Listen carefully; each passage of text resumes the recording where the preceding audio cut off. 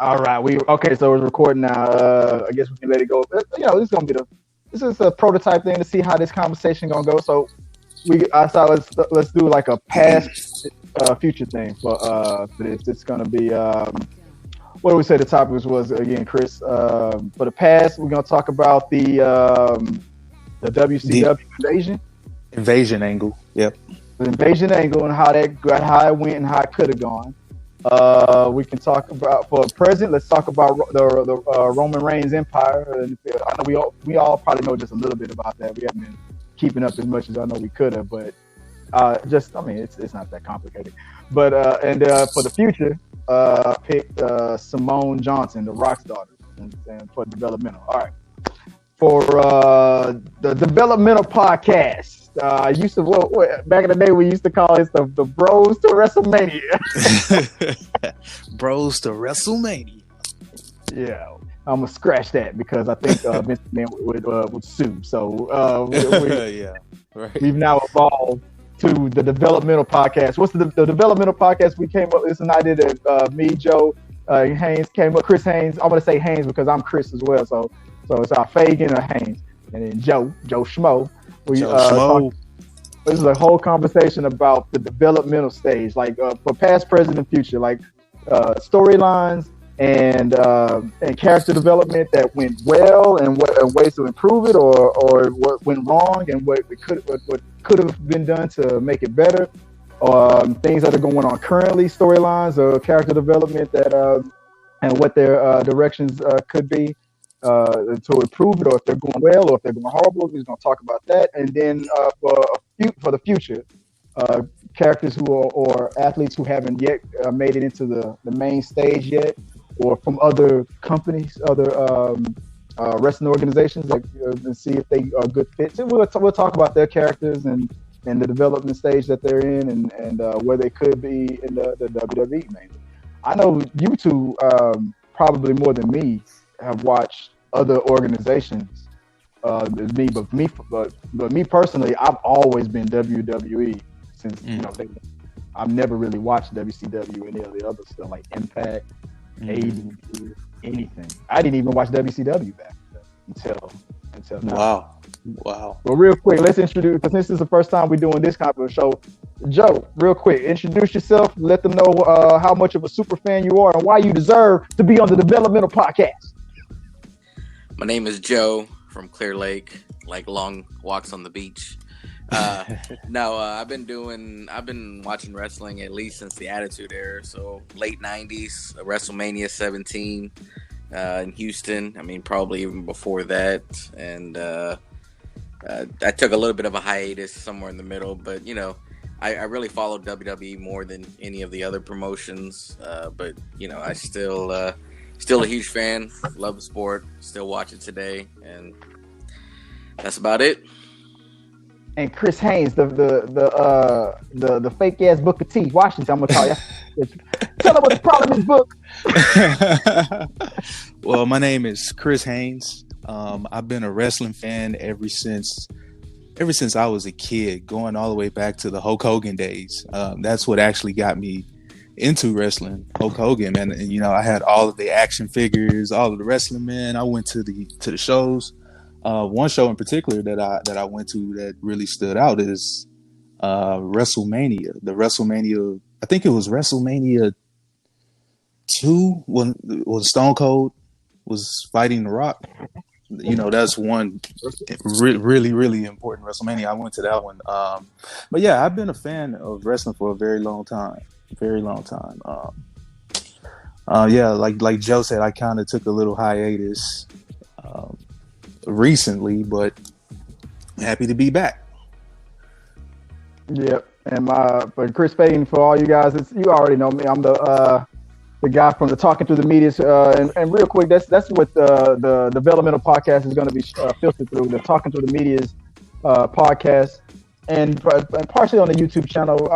Maybe not. We'll figure it out. But I've been a wrestling fan since who got me into wrestling? My mama, because she thought that Bret the Hitman Hart was so damn fine. So we going, babe. No, actually, my mother. It was back in the '80s. We were at a fast food restaurant, And you know how back in the day they used to have those little contests. They have like a little box, and you tear off a little ticket. You can fill out the little ticket form and fold it up and shove it into the little box and win a contest. And that's what it was. I ripped it off. My mom helped me fill it out, put my name on it or her name on it or whatever, all our information. We was like, nobody ever wins these things, and we won. And we went, and we got free tickets to a wrestling, a pay-per-view, a main event thing. And ever since then, my mom's been a huge fan. We've been watching wrestling ever since, and we've been trying to be going to shows and stuff. And it turned me into a huge wrestling fan. And I watched nothing but WWF till it became WWE. I never even watched, like I said, WCW, none of that stuff until it got absorbed by Vince McMahon. I even met him when I worked overseas. I even met Vince McMahon. Right.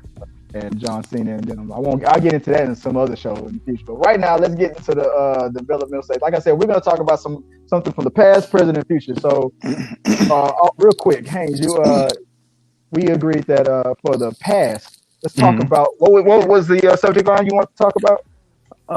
Basically, it was about the invasion angle. What you liked about it, what you didn't like about it. Probably where WWE. For those that don't remember, and for those who don't remember, what was the invasion storyline? So the storyline was that these WCW guys are basically they were invading WWE, trying to take over. I don't know if you remember, that was the time where Shane McMahon actually bought WCW, and he surprised Vince McMahon, and they were supposed to come in and take over. So it all boiled down to you had the WWF team WWF versus Team WCW, and winner takes all. Whoever won was going to take everything. Did y'all see that when that happened live? When they broke into the feed of WCW and it went live on both shows at the same time, and I saw it. I was watching of course I was watching WWF at the time, and when they did that, and then and for the first time I started switching. I was like, oh shit, there goes Vince McMahon on that. There you go. We did it. We fought those weak ass motherfuckers. Cool. They lost. Are you talking about the time when DX were outside of WCW? No, not that time. No, that day when he made the announcement that he bought the competition, and then Shane broke into the feed and said, "I actually bought WCW." They went. Yeah. That happened live on WWE, but they also aired it live on WCW. The feed that Vince McMahon that announcement was aired at the same time on both WCW and WWE at the same time. Joe, did you see that when it happened? Yeah, I think it actually happened in Tampa Bay because I was watching WWE that night, and I think it was Monday Night Raw. I was watching, and then suddenly they did a cut to WCW, and I thought something was wrong with the television. I was like, what are they doing? And then they showed Shane McMahon on the Titantron, and he was just like, what kind of city you in? This is Tampa Bay. This ain't even a real city. And this and that, or maybe Vince was saying that. I don't know. Somebody was, and then he came on there, and he was basically saying, that's why I'm taking over, and now I own WCW. And I was like, wow, I did not see that coming. Did you? I thought I was okay. And I personally didn't like the fact that they went with the whole Shane McMahon undercutting his dad thing. I was like, I felt like that wasn't necessary. I thought it was going to be more of Vince McMahon just bought WCW, and then and maybe what's his name, who was the head of WCW at the time, who invented the Elimination Chamber? What's his name? Eric Bischoff? Yeah, Bischoff. I thought it was just going to be a fight between Eric Bischoff and him. I didn't think they needed Shane. They did like a McMahon versus McMahon thing. I thought that was kind of weak, but that's just personally. Right. I thought it was. Then they had Stephanie. Stephanie? She took over ECW. There was just too much going on. I thought that was the most ridiculous part. But Stephanie, you're real fucking extreme. It should have been. It just should have been the CEOs or former CEOs of those organizations just fighting against Vince McMahon. That's all they should have been. That's kind of like, as at first it looked like Paul Heyman. He led his ECW team down the ramp. They were, but y'all forgot about ECW, and it should have been Bischoff and his boys. That's what. But it just turned into a McMahon family feud. Like, felt like Thanksgiving in my house. Yeah, it was kind of watered down. Even though Paul Heyman was a part of the whole ECW thing at the time, but they still made Stephanie the head of ECW, and I'm like, no, put Paul Heyman in the forefront. Like make him the leader of the ECW. Yeah. But it wasn't extreme. It wasn't at all. It was the weakest thing. Yeah. What about the storylines inside? Anybody remember any of the? I remember Stone Cold decided to be the leader of WCW. That was stupid to me. Yeah, that was the twist. I think even Stone Cold, he was trying to remember, because I listened to a few of his podcasts a while back, and there were things that the listeners were asking him that he couldn't even remember. But the one thing he did remember was when he was the leader, of the Resistance, or WCW, and he actually didn't like that idea. He thought, everything they had built up with, him and Vince and being against the authority, and so it just didn't really kind of fit his persona. But he went with it because that was what was written. Yeah, it didn't really make sense. Because, but you would have to try to appeal to the like play devil's advocate. I guess they were trying to appeal to the WWF or WWE fans, because if you were a WWE fan like me and hated everything else, WCW, the ECW, and never watched it, then you would need somebody you really love to jump ship, because it would make you probably invest in, if WCW wins, at least Stone Cold survives or something like that.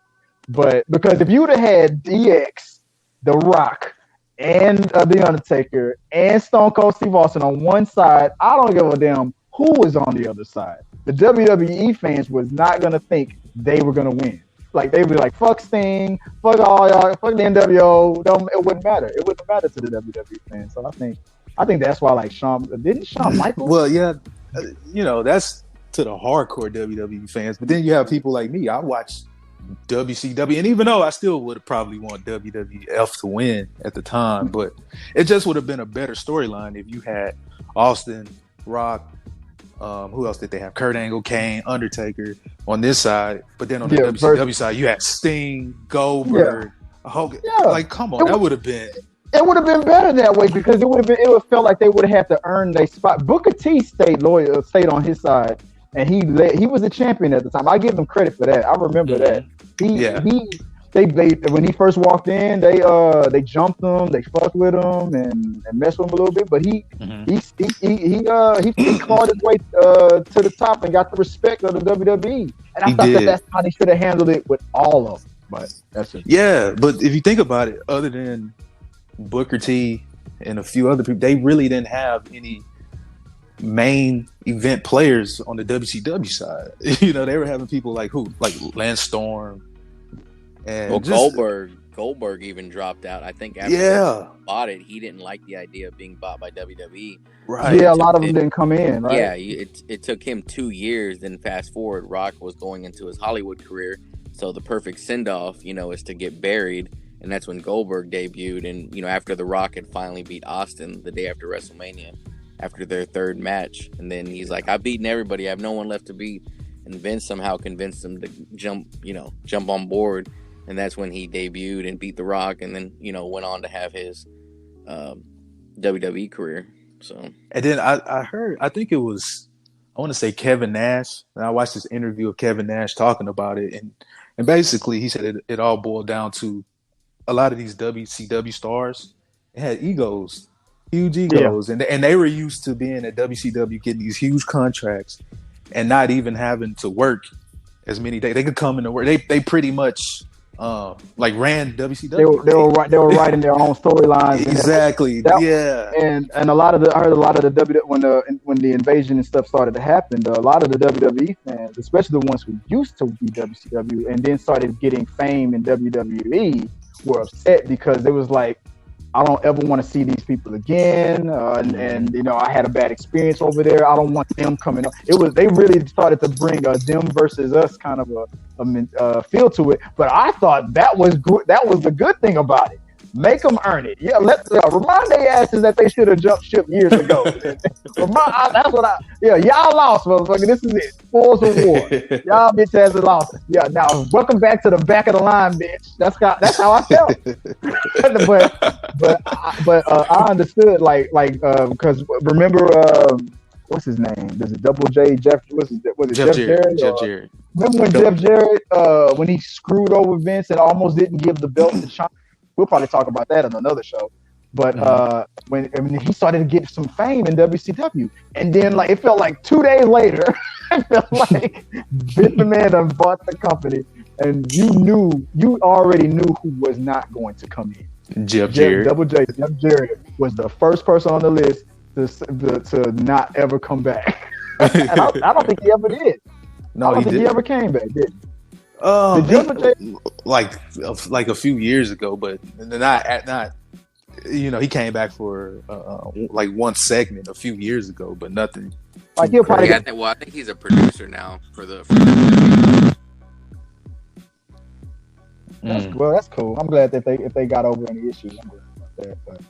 But what about? So let's real quick before we move on to the next story. We'll go to the present real quick. Anything else that they could have improved on that you thought that let's not talk about the DX versus NWO stuff yet, because that's a whole separate conversation. Just in general with the invasion, what do you guys think they could have did to improve it, or do you think it worked out pretty well by itself? I think it worked out pretty well for what they had. I'm just saying, and I just feel like it could have been way better, honestly. Yeah. But for what they had, it was good. It was good. It was interesting. I could definitely say that. I guess for me, the only thing is that it was just disappointing that a lot of I understood something like Double J. I understood why he wasn't called in after the way he left. But a lot of the superstars like Sting in the beginning of it and all that, who refused to come in and refused to work with it, that was disappointing. I wish they would have saw the writing on the walls. Look, this was for a while WCW was beating WWE, but in the end, Vince McMahon he won, and y'all should put your ego aside and at least go back to work, because the one thing about the wrestling business is if the fans aren't seeing you. Like they used to seeing you, that you will be replaced easily. So I think I understand a lot of them with their egos and being upset with Vince McMahon, but I think a lot of them regret, not coming in when they had an opportunity, and then coming in when it was already, kind of too late. Yeah, it was too late. They said that Vince McMahon, the reason why he won was because Vince McMahon, WCW was good at putting on big shows, but Vince McMahon was the best at making individual superstars. You can make a better show than him, maybe, but he can turn a single person into a star, and he had more single stars than they had on the other side. But what about you, Joe? What do you real quick? What do you think could have been done to improve the invasion? Well, I don't know if it's maybe a little off topic, but I think, I guess I'll get into that in another show, but the invasion, at least from what I remember, I thought it was pretty good. Bringing in Goldberg sooner would have been nice, but, that was, their hands were tied and couldn't really do anything about that. But, yeah, like y'all were talking about earlier, where they could have did a true top 5 WWE, true top 5, WCW. That's what everybody wanted. 5 versus 5, because it would have been cool to see Austin, Triple H, Rock, Undertaker, Kane, Kurt Angle all on one team, Blur the lines a little bit depending on who's winning. How right now how you have the Fiend and then Bray Wyatt, how he'll snap in and out of character like that. You could have been in a situation where they were in a Survivor Series, and then next thing you know, the Titantron starts glitching, and it's Halloween Havoc. What the fuck is going on? This is this is glitching again. These invasion motherfuckers, they fucking everything up. Because I want to say the invasion happened earlier. I can't remember exactly when, but I know it was the second half of the year, I think. So they could have built that storyline for a Survivor Series. 5 versus 5. 5 versus 5, yeah. And then think about all of the individual matches that could have came out of that, like Undertaker versus Sting. You know, that we could could have been happened. That's what everybody thought. Everybody felt like that Sting was the equivalent of the Undertaker. And that match never happened, did it? Never happened. Like that last match that he was supposed to have, that he had before he got injured, that one time, that should have been against the Undertaker. That was the one match that would have fit. I mean, you could have had Undertaker come into the ring and then Sting do his thing where he's like up in the sky, like the rafters in the sky, and just standing there looking at him, and then Undertaker looking up at him like what you gonna do? What you gonna do? I'm here. Like that should have happened in day one. Because if you watch the WCW and the Monday Night Wars, they talk about that. Like Sting and the Undertaker were like the cornerstones of both organizations. Everything was all centered around or around them. Like they were the like almost like a foundation of the most loyal people. I heard about that. I heard about both sides.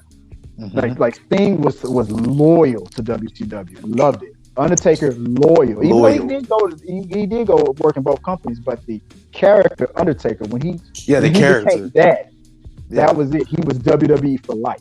Because they wrestled against each other, but they wasn't the characters. Yeah, it wasn't the characters. Yeah, I don't care about that shit. Nobody counts that. Yeah.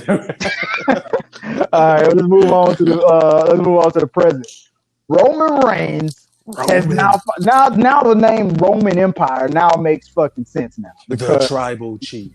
Now this tribal chief thing, where like to me this is like his attitude like ever since he got with Paul Heyman and whatnot. To me, he's tapped into the character that he was when he first came in with the Shield. This is the same. Right. This is the same guy. This is that character. Right. This is that character like better management.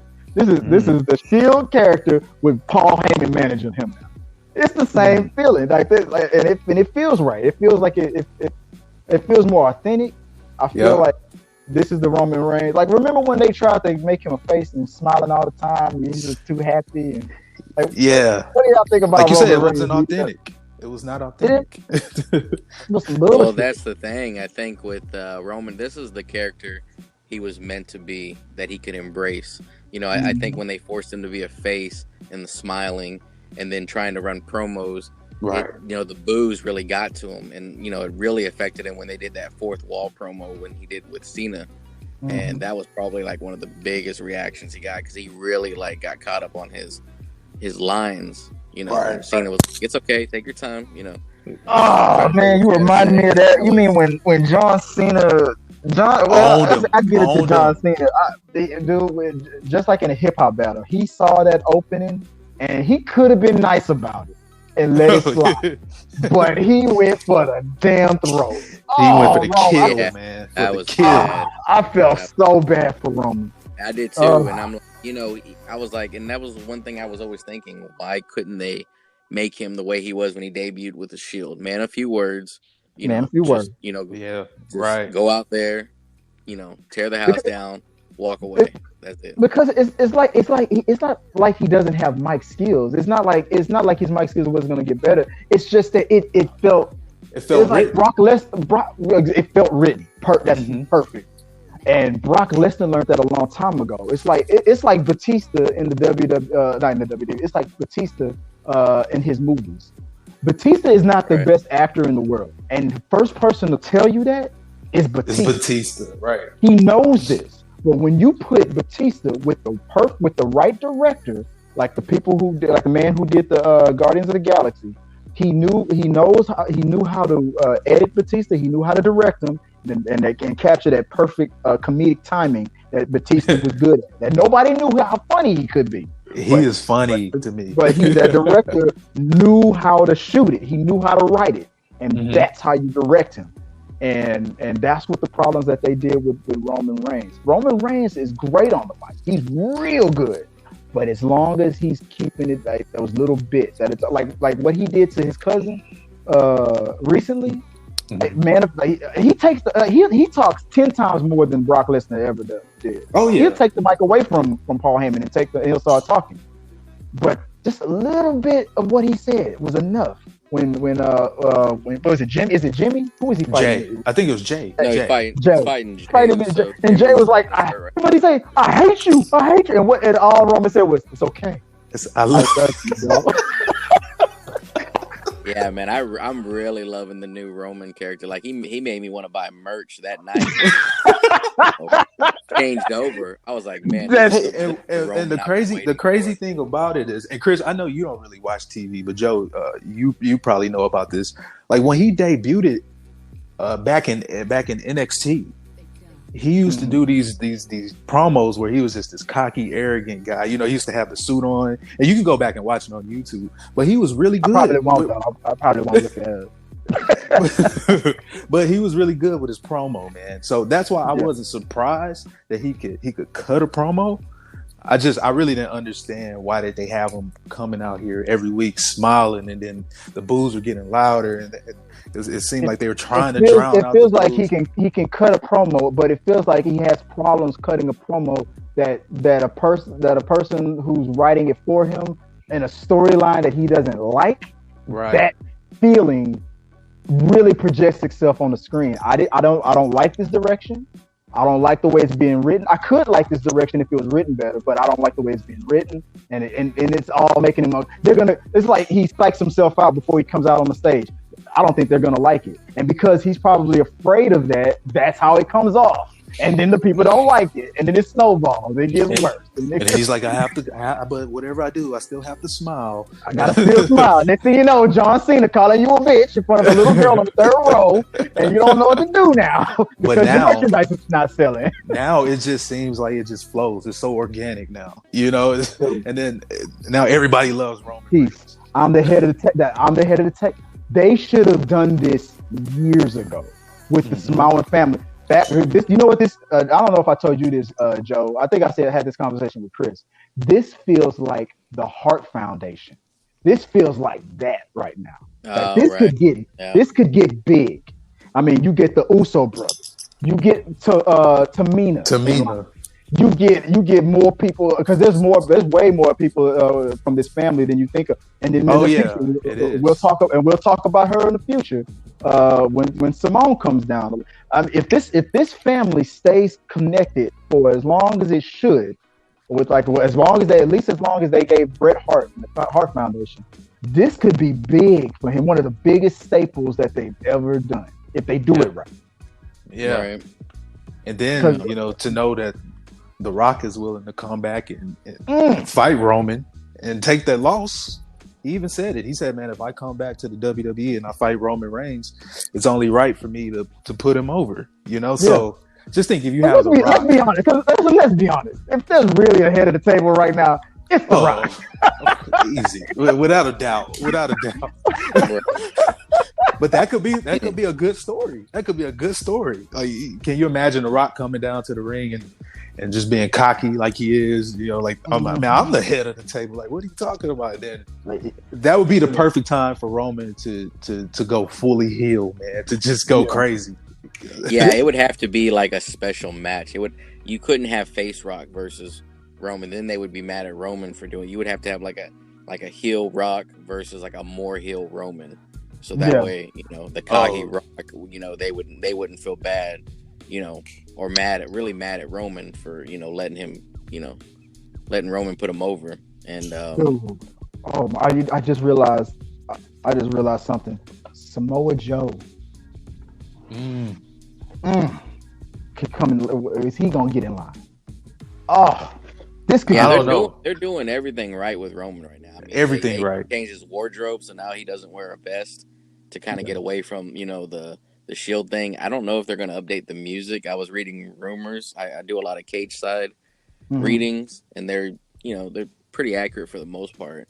And they were saying that on top of The Rock facing The Rock potentially at WrestleMania, 37, that he would be creating a faction leading up to that, and then change his music, and even make him even more heel than what he is, which I don't know how, but man, his acting skills are on point too. When he fought Jey Uso for the second time recently, Hell in a Cell. You know, Jimmy came out and it was an I Quit match, but it wasn't like the old school I Quit match. It was the ref doing the calling it. And so, you know, even though he didn't want to, Jimmy was like, "What are you doing, man? This isn't you. We can work this out. And then Roman just like flopped down, broke down, and was like crying. He's like, "I don't know who I am anymore. And I don't know." He's like, "It's cool, man. It's cool." He's like, "Give me your hand." And he goes out to shake it. And then he doesn't let go. And then he puts him in a guillotine. So cold. And I'm like, I love Roman now more than I ever that motherfucking Roman is the most relentless asshole I've ever seen, and I love it. Joe was like, I always like, knew he man, had. Paul I knew Heyman he had had that look, was like, man, Brock wasn't even like this. Dude, I ain't gonna lie. I had a little man crush orgasm on that when I was watching that clip. I was like, oh yes, Roman. I love it, man. Man, I'm looking up right now online. So you got The Rock, you got Roman Reigns, you got the Uso brothers, you got Tamina. Oh, and what's her name? The other lady. I'm looking at it right now. What other lady? She's the female, the female wrestler. Nia Jax. Nia.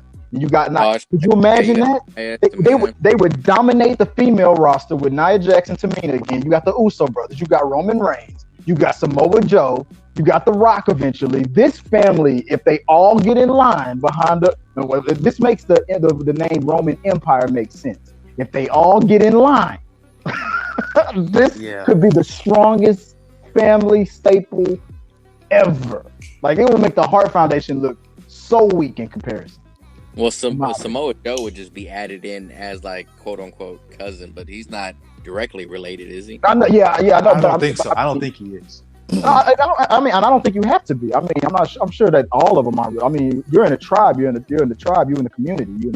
Right. You don't have to be. You don't always have to be all blood related. I'm not related to my next door neighbor, but he's my neighbor. Like, I do know one thing. If they did throw Samoa Joe, and that man is the perfect heel, and I don't think anybody doesn't want to let him go. So when he had his injuries, that's why he's been commentating for a while now, because he had some concussions, and Vince doesn't really want to let him go, even though after they made some cuts because of everything happened. Even if he's just commentating, could you imagine that? Like just like Jerry Lawler back when Jerry Lawler was always cutting for the bad guy for the heel and making excuses for that could be Samoa Joe's role. Like, I don't know what you're talking about. Roman Reigns seems to be doing real good to me. He's like the Corey Graves of Raw now. And then they brought in Byron because they basically switched the Raw and the SmackDown announced, since it's owned by Fox, they wanted to make SmackDown like the A show. And so they brought in Tom Phillips to be the commentator or the main one or moderator. And then they had Byron, be the face announcer, and then Joe be the heel announcer. But yeah, I guess we all in agreement though, man. We like the direction that this is going.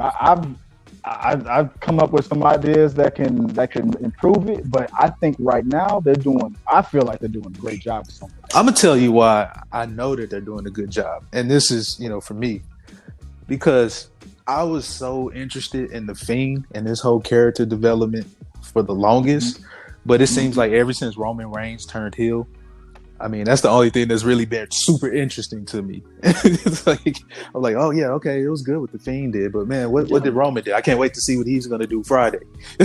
So, Alexa Bliss is still there, so that's still. I'm sorry. Ain't nobody love Alexa Bliss more than Joe love Alexa Bliss. Joe. We had this conversation a minute ago. Ever since she got with the Fiend. Why Alexa Bliss does? She was already at a max 10. How's she gonna hit a 12, 13, 14? How she do it? She was already at 10. You need to go back and watch. When she did Sister Abigail for the first time. I think I saw it. I think I saw that. Yeah, she did it on Lacey Evans on SmackDown, and right in front of the announce table. She did that. She did that stare, that beautiful stare. and then just boom, Sister Abigail. So we can make that a part of the next conversation about make that character, because that character development is perfect. We can go on and on about it. Yeah. We'll do a whole love story on Alexa Bliss next later on. But for the end of the show, real quick, let's end it off with a person who hasn't. She's a part of the company because she's a legacy. She speaking on the theme of the Roman Empire. We're talking about The Rock's daughter. Was it Simone Johnson? Simone Johnson. Now this could be legacies. It's tough sometimes for legacies. They always got to live up to it. I mean, and The Rock's fame is the biggest, if not the biggest, of all time. That's going to be hard to live up to. Look what happened to Ric Flair's daughter, always being compared to Ric Flair until she finally had to chip away and get her own respect. Right. This is The Rock's daughter. Damn, that is a shadow. That is a chateau. Like, what do you guys think about how she should come out? Because we already came up with our idea. Do you want to just come up with just go ahead and just talk about the idea that we all kind of talked about? Yeah. All right. So if you guys remember, I said they should mirror the way they tried to do The Rock, with forcing the name that he didn't want to take onto her, and have her almost go through the exact same thing. Like first she'll come out as what did I come up with? Rocky, call her Rocky Johnson or something like that, or I can't remember what I said. Rocky Simone. Rocky Simone, yeah, Rocky Simone. Because then you could bring back that old chant, Rocky, Rocky, Rocky, and I think her name should be Rocky Simone. They might try to do. I feel like if they try to do a mirror of almost what they tried to do with The Rock, but if they could do it in a better way, like because he was supposed to be Rocky Maivia, and it didn't work because that's not what he wanted to do. He didn't want to have to lean on his grandfather and his father's name. But I think it's inevitable for Simone, because you're the daughter of The Rock, and The Rock is the biggest superstar in the world. He's currently making blockbuster movies. You can't.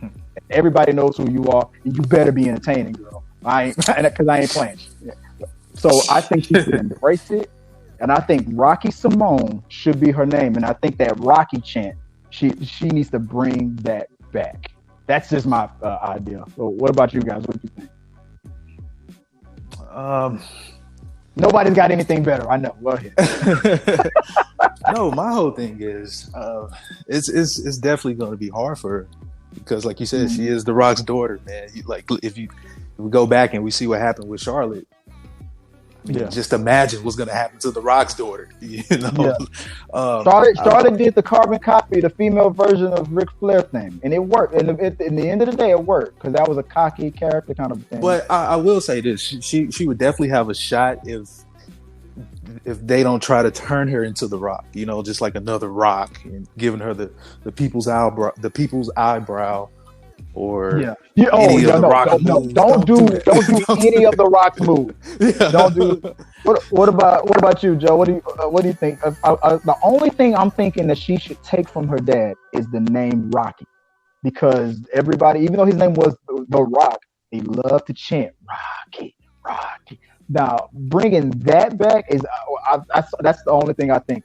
But what do you think? Like, should she copy move? Of course, she's gonna kind of wrestle like him. She's trained by him. But right. Do you think she should do the rock bottom? Do you think she should do the people's elbow? Do you think she should do the rock bottom? If she does it, she's going to get booed. Yeah, the Rocky chant, I think, would be is a really good idea. It could be like the yes chant. It can be almost like everlasting, right? So I think that would be good for something they can incorporate.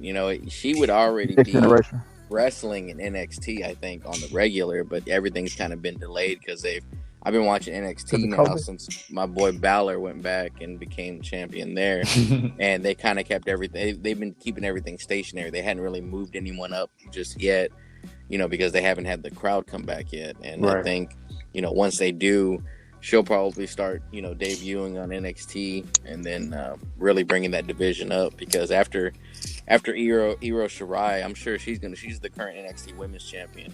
and I'm sure she's going to be debuting soon on the main roster. And they're kind of missing some of the women because they even brought back Ember Moon back there. Yeah, they did. The NXT. So I think they're kind of lacking there. So I think they can get her going, and she can really capitalize in a time like this. And now speaking on our last topic though, what about eventually if it's still a thing? What if Roman Reigns does a call to every Samoan wrestler? Should they try to tap Simone Johnson as well, or make that a stipulation? If I beat The Rock, if I beat you, then your daughter has to get in line and join the family. I mean, it could. It worked for Dominic. I mean, Dominic went straight. He skipped NXT live events. He skipped NXT. Well, he skipped developmental, NXT live events, NXT live, and then the main and then went straight to main roster. I mean, he hasn't. I think he's had one win, and the rest were losses. But I guess that's kind of to compensate, skipping the line, so to speak. And that's crazy. But, yeah. That's crazy. Anyways, it worked for him. I mean, they really like it. I mean, he's a really good wrestler. He really is. And I think he had been training with Lance Storm and with, his wrestling company that he has and training facility he has for like the last, I was thinking he was only 18 still, but I think he's like 21, 22 now. So he's been doing it for 3-4 years in training prior to his debut. So, I mean, I think they could, with The Rock's daughter, they could definitely, of course, I mean, put something like that in, get her straight in, or at least get her exposed, because it wouldn't give her a storyline. I mean, think about this. One of the things that helped The Rock transition to becoming The Rock was when he joined the Nation of Domination. And that's when he was still Rocky Maivia then. And when he joined the Nation of Domination, the Roman Empire could be the thing that could help her kind of get over. Like if the Roman Empire, I'm not necessarily saying that these guys or the Usos should wrestle in the NXT, just make their presence felt. Like, if you want to advance, you want to make it out of NXT quicker than what you want, then you need to get in line. True. Get with the family, and we'll help you get to the big leagues. So, and then she just like refuses, and something like that. Like maybe she should refuse and stay in NXT for a little bit. Now, what you saying, Chris? And going back to her joining the Roman Empire. This just came to me. What would be interesting if she joined the Empire, but she was kind of like a China, how China was to D-Generation X, kind of cheating and low blowing people and helping them win.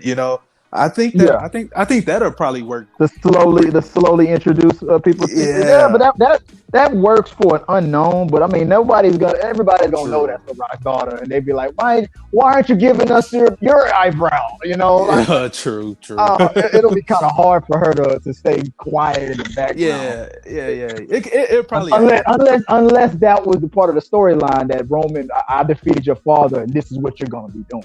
Kind of a thing. I don't know. I guess. Yeah, because they could have come in as like acting lessons, because that's what they were saying when I was reading about the rumors on Dominic's Rey Mysterio's daughter, because now she's in a love story with Murphy. Yeah. And they were saying that even though she does eventually want to wrestle, they've just been working on her acting skills to get her, into these promos and the storylines and everything. So it's kind of like a non-wrestling delay until she gets the proper training or gets more training. And then, eventually probably wrestle. So that could be something for The Rock's daughter that, could possibly happen. But, when they first started mid-March, when they started going away from the live crowds, and then they were, only bringing in developmentals into the crowd and spacing them out, they would always show her, like right before they cut to a commercial or when they were starting the show. They always made sure to point her out in the crowd. And I just thought that was interesting because she was always in different parts, standing in different areas. I think whether it was a Raw show or SmackDown, or I think mainly SmackDown shows when they were doing it. But, they were always showing her kind of like, I guess like a foreshadowing maybe. I'm sure maybe, or Vince McMahon was probably just getting tired of the phone calls from The Rock. Like, hey, I don't see my daughter on TV. You bugging up. Right. So let me ask you guys this. Do you think when she, like, let's say she does debut and we get the crowd back, do you think they automatically are going to boo her, start booing her when she comes out, or? You never know with the universe. They're the most schizophrenic people in the world. We love you until we get tired of loving you. It's like, I don't know. And then it depends on what city she comes out on. Because in England, she could be getting the biggest pop in the world. She comes Then back she goes to New York. Yeah, New York. And it's like the way they Chicago. was Chicago. When they were at the performance center, I said the way they used to do it is they would have them at the performance center, and then either they would make the cut or they wouldn't. If they made the cut, they wouldn't necessarily debut on NXT Live. They would do what they call the live events, just like the WWE live events on the weekends. That's non-televised, so that way they get a reaction from the crowd, and if it's good and consistent over a certain period of time, then they go ahead and create their gimmick or their setup, and then they debut on live NXT. And WWE live events are a little bit different because it's more of testing, what's currently happening in the storylines, just to see how they would react. But yeah, that would be probably her first, I guess somewhat debut. It would be the NXT live shows on the weekends and see how the crowd reacts to her in different. I don't think she should come out beating everybody. Oh no. No. Like from jumping. That's the same mistake they started to make with Roman Reigns when they wanted to make him a face, and and pretty much the mistake they made with Goldberg when they had him undefeated for so long and whatnot. Because people like the underdog. They root for the underdog. They want to see you struggle. They want to see you struggle. I think it should be a struggle because, like you say, there's nobody higher than The Rock. And people are going to put that on her, no matter whether it's fair or not. So having her go through a trial by fire would just be would be better for her in the long run, because otherwise it's going to be like, they gave it to you because your daddy called Vince McMahon, so they give it to you. Like Charlotte. It goes right back to Charlotte, man. It goes right until Charlotte adapted that attitude where, I don't care what you say about me. I'm just gonna go out and just fuck you. You either like me, I do not care. I'm the queen. And then everybody Charlotte proved that when they forced her to be a triple threat, when everybody wanted Becky versus Ronda Rousey, they forced Charlotte down our throats, and it was awesome. And it was like all's forgiven because that was awesome. So sometimes Vince McMahon will make a decision that we all hate, and it was like, I'm sorry, Daddy. We should have listened to you from the beginning. It's usually sometimes that happens. So I guess it all depends on the day, the timing. Yeah, it's a lot of factors, man. Sometimes there's too many factors. You never know, man. For all we know, she don't start wrestling. She'll do a great job, but then the crowd just start going, CM Punk for no damn reason. so let's find out what's up. All right, guys. I'm kind of right there, guys. That's the developmental show. You know what? I think in the middle of this conversation, I was thinking maybe next time we could talk about. It's recording. All right, I'm back. Okay, the phone was ringing. I was thinking maybe for the next show, maybe we could talk about like the fact that the WWE is like bringing back like old school things like. Not wrestlers, but like their moves and stuff. How the wrestlers of today are mimicking moves and stuff from the Attitude Era and things like that. And we'll talk about maybe that can be the topic of next week's conversation. Some of these staples and how they remind me of staples from back in the day and teams from back in the day. Like for example, real quick, just to foreshadow. MVP and his what's that group? What's that staple called again? With MVP, the Hurt Business. The Hurt Business. Why does the Hurt Business remind me of the Nation of Domination a little bit? Just a little, just that, or just a tad. Because I don't know. That's just me. I don't know. But I feel like it could become something like that. But I just feel like they're calling back to too much old school stuff, and I don't know. Maybe it's good, maybe it's not. But we'll talk about that next time. All right, guys. For everybody that's listening, thanks for that's the podcast. For here on Talking Through the Medias, and let us know what you guys think. Send you know how to reach through us. Go to t3medias.com/contact. You can add us at T3 Medias on all the social medias. eventually, if this program does well enough, you'll start seeing the developmental podcast pop up on its own things. But for right now, any questions, comments, concerns, anything you want to talk about, any suggestions, anything like that, any characters or storylines that you think we should talk about, send it to us at T3 Medias, and I'll put all those details here on the podcast information section below, and you can just, like I said, reach out to us and send us that. I'm Chris Fagan. Yes, sir. Reach me at man, shut up, Chris. It's me time. I see that. I'm Chris Fagan. You can reach me on. Hey, it's all right, man. It's the first show. It's the first show. Man, and you know what? I was gonna introduce you first, but you know what, Joe, go ahead and sign off for us if you don't. Yeah, this is Joe. It was a great show. Glad to be a part of it. Looking forward to the next one. Awesome. And and that's Chris Haynes, but he don't got to talk. You gotta mind him with his play now. If do you have anything on social media that you want people to reach out to you on? Yes. So the creator of the show. No, I'm just no. I'm Haynes, man. Yeah. Thank you, man. I can't wait to do it again next week. Let's go. Yeah, it's a good show. I'm glad we said we good. We've been talking about doing this for a long time. Time.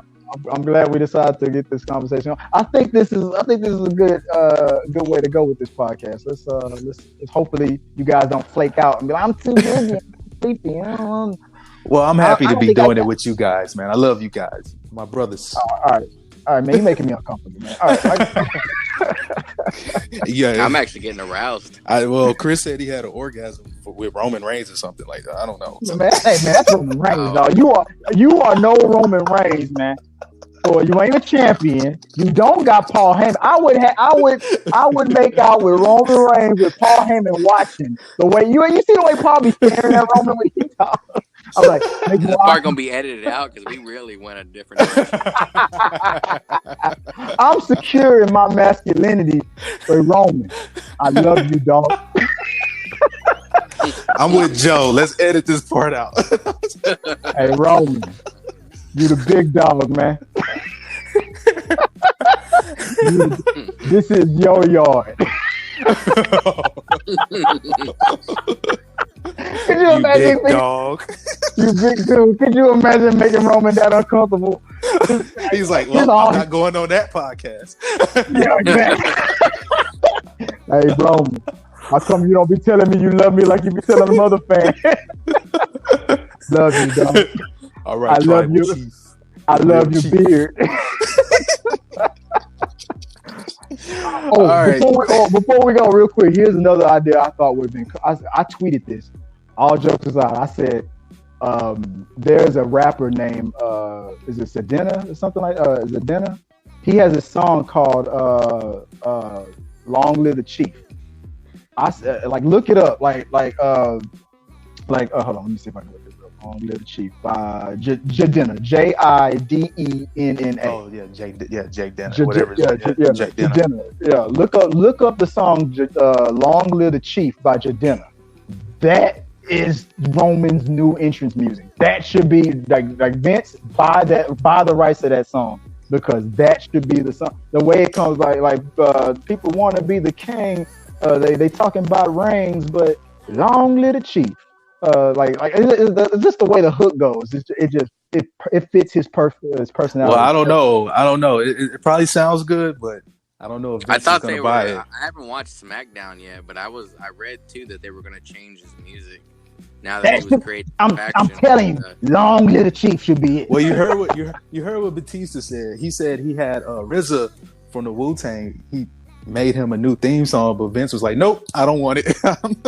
When it comes to rap music, Vince I hate ass. Keep going.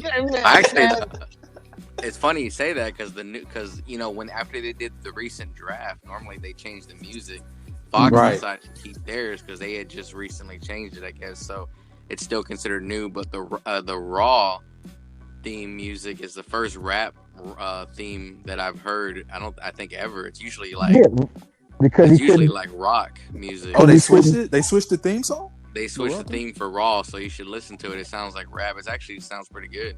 Oh, cool. I'm gonna check it out. I found the lyrics here. Jadena, long live the chief. I guess I won't say the word, even though I can. Anyway. But fighting over reigns, they want to be the king, but long live the chief for a little old thing, little boy, bang bang. Because he does that. You know how he does that shot. You know, before he does that drive by. That to me that fits. A little. Here you go. Wait. For a little old thing, little boy, bang bang. Long live the chief. I'm telling you, it fits. Listen, like all y'all listen to the song. You guys listen to the song later, then text me later and let me know if you think I'm crazy or not. If that should be Roman's interest. If you don't agree, just tell me. Nah, that's whack. I don't care. I know I could be wrong, but I doubt it. All right, guys. Okay. All right, man. That's the show, the Developmental Podcast. Like I said, next week let's talk about some of these coincidences and these moves and stuff that they bringing back from the Attitude Era, and some other topics we'll come up with later on. Maybe next week, maybe 2 weeks from now. What do you guys think? Whenever we have time to get back together again, and we'll figure it out. I'll let you guys know the schedule. We can do it. Maybe we can do it next week. Yeah, it'll probably be end of the week. That way we can get Raw and SmackDown out the way. Yeah, SmackDown out the way. So either Friday night or Saturday. Yeah, Friday night or Saturdays. Yeah. Okay. All right. So make it a Saturday show or weekend show. All right. Well, that's the show, guys. I appreciate it, man. And until next time, peace. Peace. Later.